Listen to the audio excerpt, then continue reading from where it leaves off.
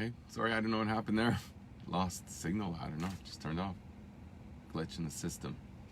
Anyways, I might have to repeat it, I guess. Pillow princess, better your bed of stones. Good morning, I don't know what happened, sorry.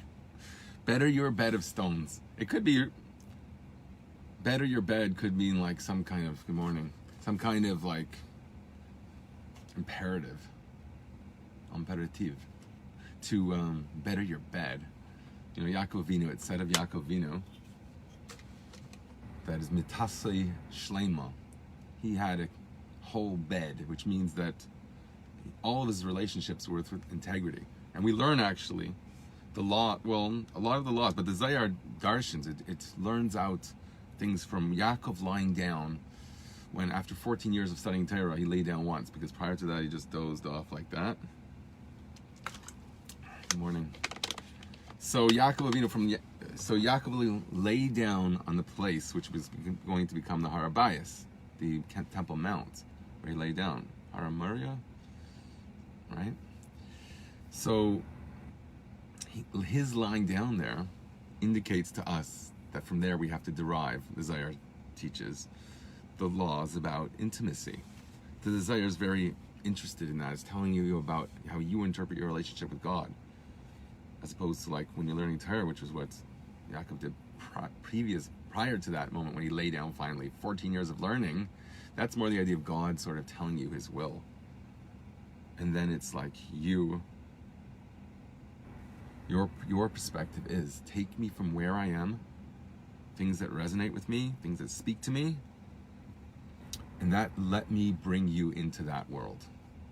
In other words, let me use that thing, whatever I'm drawn to, let that be the main way that I dedicate to you, the main gift you give to God, so to speak. Okay, so here we're going to see, I gave a whole introduction before, I probably got lost, I don't know what happened.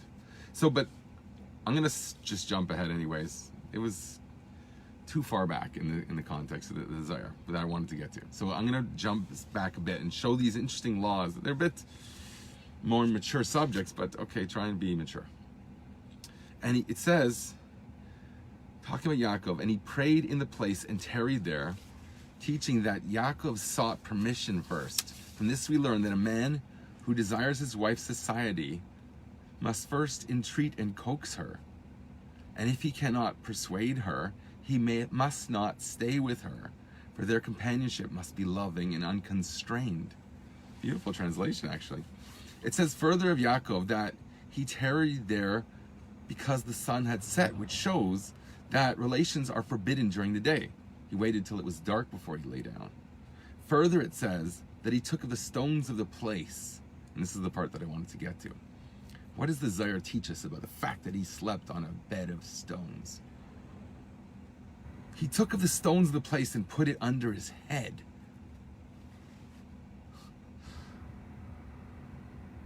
Is that the pillow princess that you know? That you make yourself out to be? I mean, it's okay, there's a time for that too. Just lay back and enjoy, right? Here, we're talking about a pillow made of stones. 12 stones Yaakov put under his head, and he came up in the morning as one, right? He had the unity. The union was established there, and that's why we learn all the laws of unions from that, or not laws, but these ideas that the Zayar brings out. So why did he put stones under his head? What does that teach us? What does the Zayar tell us on that?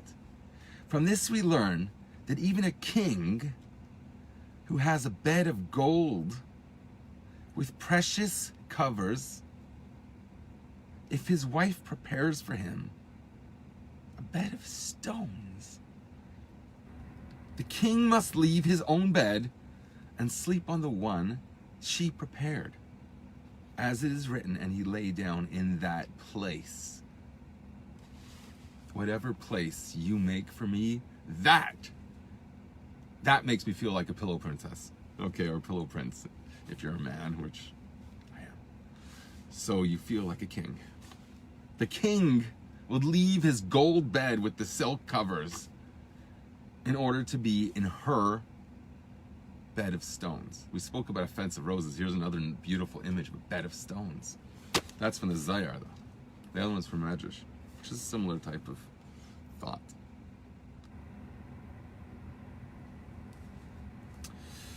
Observe that it says here, and the man said, this time, etc., to show that he spoke to her lovingly. This is talking about Adam Arishan, the first man. He tells Chava, his wife, this time, etc. I don't know what the verse says. Look it up.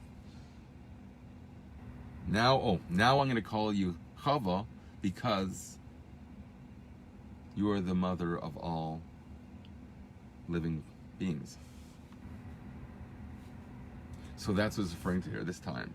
To show that he spoke to her lovingly so as to draw her to him and to win her affections. So you talk about who's the master of the house. His whole purpose, what is the master of the house's purpose? To win her affections. Ani LEDODI VEDODI li. It's a mutual reciprocal yin-yang, Leviathan Sharabar. Look at I have an image of the Leviathan and Sharabar in the shape of a yin-yang, basically. And it's beautiful because that's what it is. And that's what it represents. And I've spoken about that at length, so we'll stick to this for now.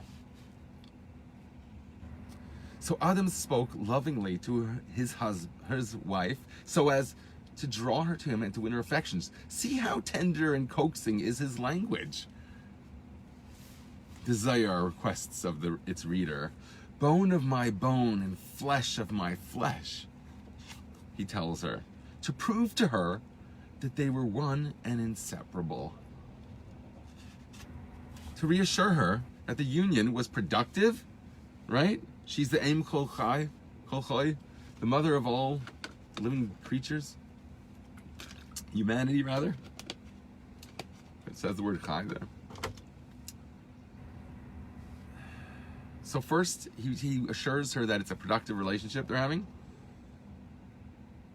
Look how much you contribute through your role in being the mother of the household. He praises her for that.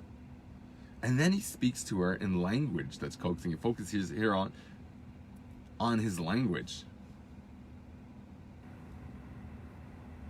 Because he says to her, bone of my bone, flesh of my flesh. To show that they're one and inseparable. So there's two aspects. There's a productive relationship, and then there's just, forget about that. Okay, your aim kol choy, or whatever the word is. I'm probably saying that a bit wrong. But he goes on. That's not enough. He wants to praise that their union is something that is a union. It wasn't two people, benefiting from your friends with benefits. It's not that. It's an expression of a true unity where both people become one in the sense that they care about the other person. So one, it's productive, you're praiseworthy for that, and we were one, and don't think that I objectify you in any way. That's not what it was. Then he began to sing her praises. This shall be called woman. Isha. Okay? Okay, maybe that was when the verse was referring to before. This time out, I'm going to call, okay? This is the peerless and incomparable one. This is the pride of the house, who surpasses all other women as a human being surpasses an ape. There is no one else. When the dove gazes at the other dove, there is no one else. The mate will not go anywhere else because there's only that one unity. That's it. That's the whole world. The whole world. Everybody else is an ape. They don't exist. Interestingly, it says apes. Here's the source for evolution in the Torah. I always said, I have found another source also, but I always said there was two lines of descendants. There was one evolution, this is one devolution. People came from apes. We came from Adam Arishan, a godly creation. It's Yitzur Kapav Shel HaKadosh Baruch Hu, right? The formation of God's hand. Yitzur Kapav. So everyone else is in comparison as an ape. You are the pride and incomparable, peerless one. I like that word pier. That's a good word because it has the word of going out on a pier also. I wrote a song once about a pier when I was a kid. A bit morbid, but gothic almost. You got those ideas. But anyways, not relevant here. Peerless. This one is perfect in all points, in all aspects. All merits the title of, and alone merits the title of woman. There was only one woman in the whole world. Everyone else was apes, literally apes. Okay, they all evolved from those, in my opinion. That's just, but I'm basing it on this. There was one woman in the whole world where all worthy humanity stemmed from. Every word is inspired by love. Like the verse, many daughters have done valiantly, and thou excellest them all. Mishle, that's Eshes Chayil. Rabbi's Banais Asu Chayil V'ata Alis Al Kolona, right? We say that every Friday night. You are Alis, you're elevated beyond everyone else. Everyone else is an ape next to you. There is nobody else. You're peerless. Therefore a man shall leave his father and his mother and cleave to his wife, and they shall be one flesh. All this too was to win her affection and to draw her close. Oh, and that's what comes before the part. That's why I had it bookmarked. Then it speaks about going off on the road on a journey and bringing your wife with you, your Besherter with you in a spiritual form. And what does that look like? So I gave an interpretation that meant an inner dialogue. She's the voice that reassures you all the time, because there, in the Zohar here, it goes on, this is where it continues from, and it speaks with its idea, and her soul is with you. And I'm saying, what must that look like? There it says you have to merit it through your fidelity on the road. And here, if you truly see the other as peerless, they're all apes. There's nothing to look at. It's a lock of dove eyes gazing at each other, that there's nothing else in existence. Okay? And that's the Rashi and Shir Shirim. So if you want to see the Torah, how beautiful it is, you don't have to go to the small secrets, the deeper secrets. They're all in the Nigla. Okay. Now I want to go to the Me'er Einayim. Back to this, okay? Because I translated it. I translated like before the first day this week, I don't know, a few days ago. I spoke about the part leading up to this, and then I wanted to start with, at least in this translation, the part where the Rebbe is quoting, because the Rebbe doesn't tell you exactly which words, but this is it, because he says the Me'er Einayim is quoting about Shem Tov here, okay? The grandfather of Chassidus. They all call him Zayda. I need to drive in today to go Shabbos. God don't like, I can't, so why can't go? You can't drive on Shabbos because God doesn't want you to drive on Shabbos. Why does God make rules that he wants and doesn't want? That's a means for us to get close to him, else we'd have a meaningless life. So these are the strings that draw our heart, because this is our whole purpose in life, is to connect to God through mitzvahs. So you can't drive on Shabbos, sorry. Just think about the good part of it, is that that constitutes your connection to God in the truest way. So I don't know what you mean drive in, but maybe you could consult with your local Orthodox rabbi. If it's Shabbos, you can't type to me right now, so that's confusing. Anyways, I have to continue what I was going to say. As important as that is, just stand still like this. I once did that as a Baal Tshuva. I was in a place where we discovered there was a motion detector, okay? And I was wild. Once I discovered it, I was frozen. And then, I don't know how we figured it out. We put like something over it. I don't know. It was crazy. We were like hiding around the room. It's not, okay, that was wild.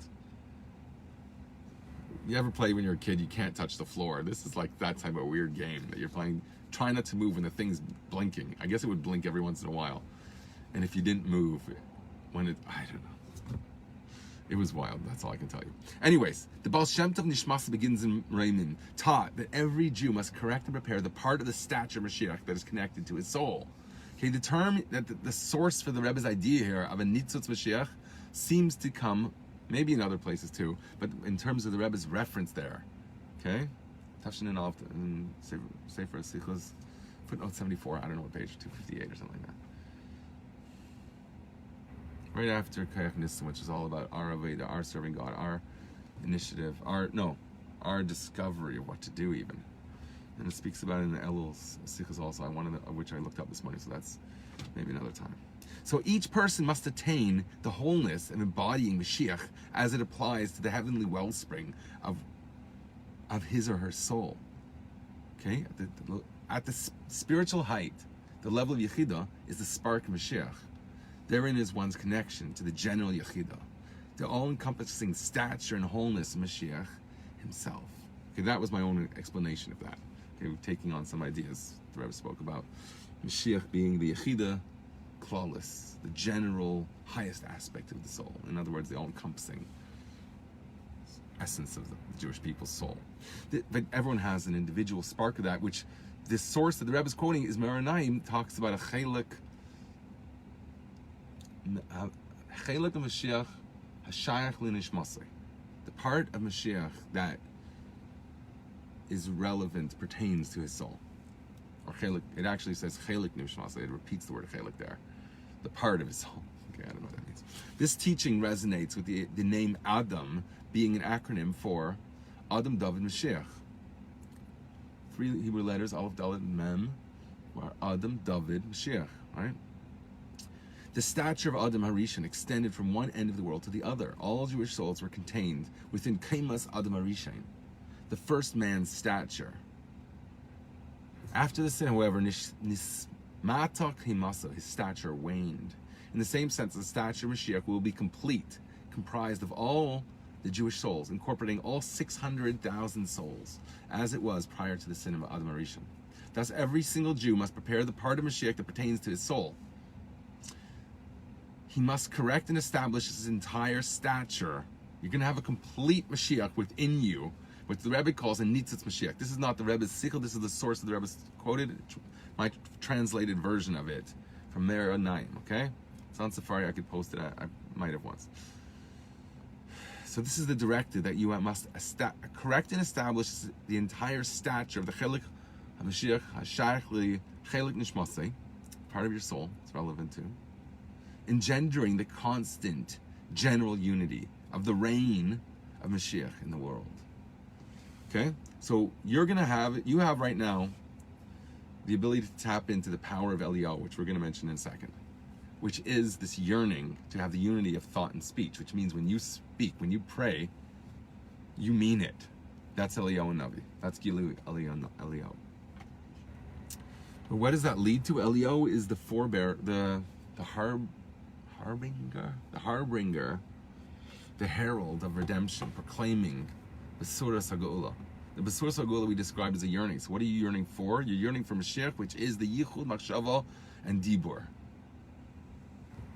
The unity of thought and speech, so meaningful prayer, meaningful learning of Torah also, it mentions that. But mostly it's describing meaningful prayer. To prepare the part of Mashiach within the person requires the union of thought and speech. Thought is the soul of speech, its source of life. Prayer without intent is like a body without a soul, which is a true unity when the body has the soul, as alluded for us elsewhere. And the soul occupies the body. I'm just adding. Sorry to do this on the fly. But that is not possible were it not preceded by yearning, which is the contribution of the Eliyahu Navi's heralding the redemption, bringing out in us the desire for this union.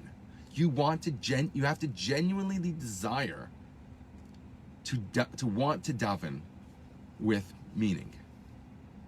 You're pouring out your heart to God.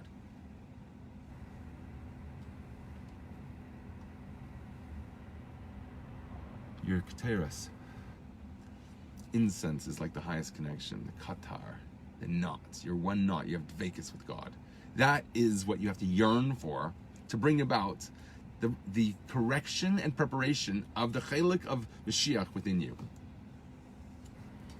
And incumbent upon you to do. It's your job.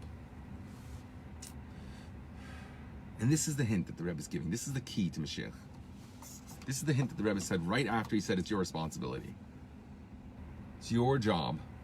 It's up to you now. I did everything I can. Now it's up to you. Why? Because the Rebbe says a week after the Rebbe said that, he says that it's going to begin with the individual revealing and having Bias Mashiach, the advent of Mashiach, happening within the individual.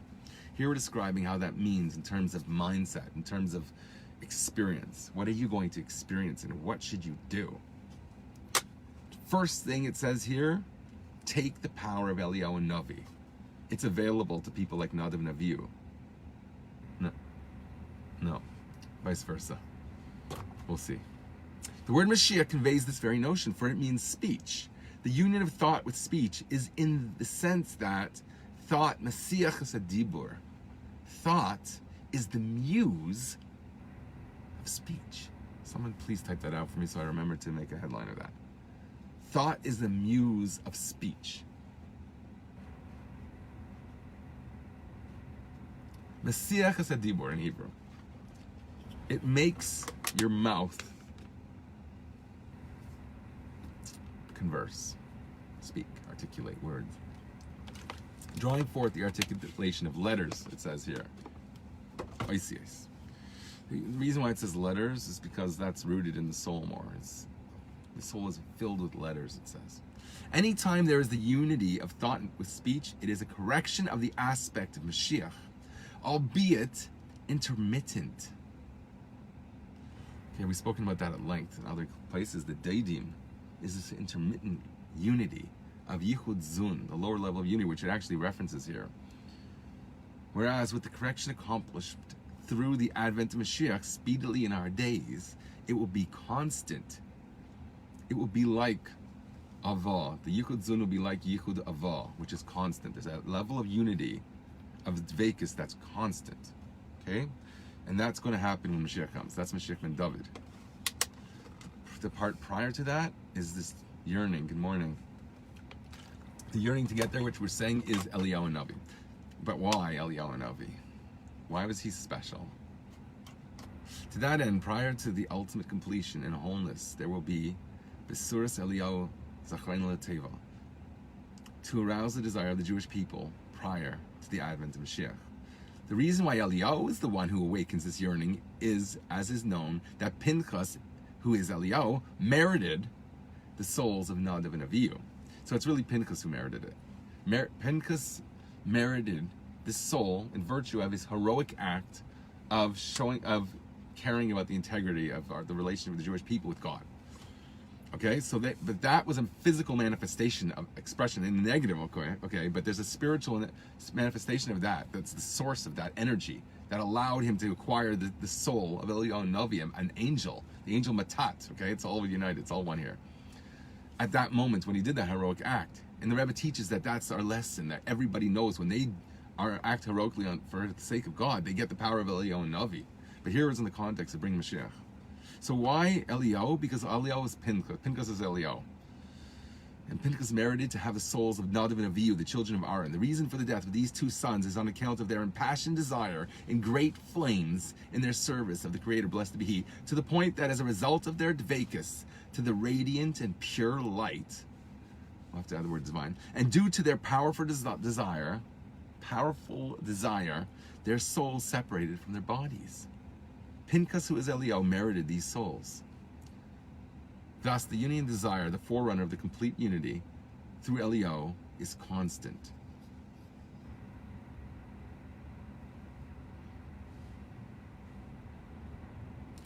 Eliyahu is the forerunner of Mashiach, the herald of Mashiach, right? So you latch on to this yearning, you get the power of Eliyahu Navi, which is Nadav Avihu, this desire for this unity, for this dveikus to God, which the Orach Chaim writes in the most beautiful terms, 7 terms describing their dveikus, their cleaving to God. 7 terms, including kissing and beloved and all these words, okay?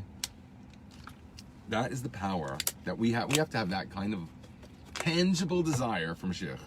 Tangible in the sense that what matters to you, bring Mashiach into that world.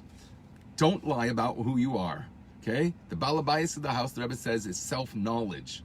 You want to control your house, you want to be master of your house, it starts with have self-knowledge. See who's in your closet, and you'll be master of your house. That's another nice headline. But I spoke about that another time, so we should put that over there. Eliyahu are the letters, spell the letters, Aleph Lamed, God's name Kale, and Yud Kei Vav, representing the unity of the final Hey. Kale, I guess, here represents the final Hey of God's name Yud Kei Vav Kei. That's the lower level. The nukva, the feminine, is united with the masculine and everything above that, with Yud Kei Vav, the first three letters of God's name. All the yearnings of the Jewish people, the Mayan Nukvim, the feminine waters, the impassioned call for the unity of speech with thought is through these souls, who served God and accomplished total oneness through their intense yearning, as is known that in the words in the Rebbe's Kapitel, which say, Ana Hashem Hashiana, which is said in Hallel, it's in Tehillim 118:25. Ana, please God, save us. Or Ana, please, is an acronym for Eliyahu, Nadav, Avihu, these three souls, for the Mayan Nukvim and the yearning that is through them. This is called Shalom, the ultimate shleimus. Peace means perfection and wholeness, integrity, wholeness in particular, being whole, complete. We spoke about it in the context of what the Zohar continues about when you go on your way to maintain your wholeness. That's only possible through a zivug in this world, to find your b'sherta and live in this world. But there's a spiritual aspect that you can attain. Here it's speaking about the context of after you've had it at least once, you've had that unity, and then you go away from home, maybe on a business trip or whatever, and you maintain that integrity, so you manage to bring your soulmate with you.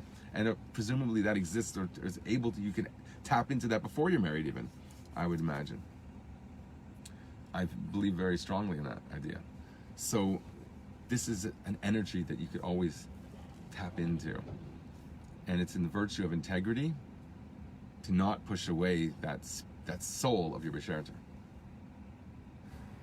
And then, okay, so we speak about the master, the pillow princess, the one who's the desire. So the husband comes home in order to please his wife on Shabbos, when everything is manifest in the most physical way, because that's what Shem wants in the 7th millennium. It's going to be like that in an ongoing way. It talked about here in the idea of the tamidus, the constancy of Mashiach, the dveikus that's ongoing throughout the day. You're at the level of davening throughout the entire day. All drachehu de'ehu. I can't even say that.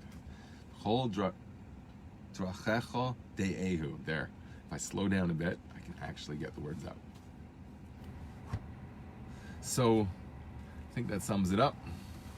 Anyone have anything to say? Sorry I lost the beginning of it. Maybe someone can splice them together for me. Spice and Slice. That would be a good name for a pizza store. If anyone wants to start a franchise with me. To make it a dir v'tachtenim, right? You have to consume it. It has to be something that resonates with you.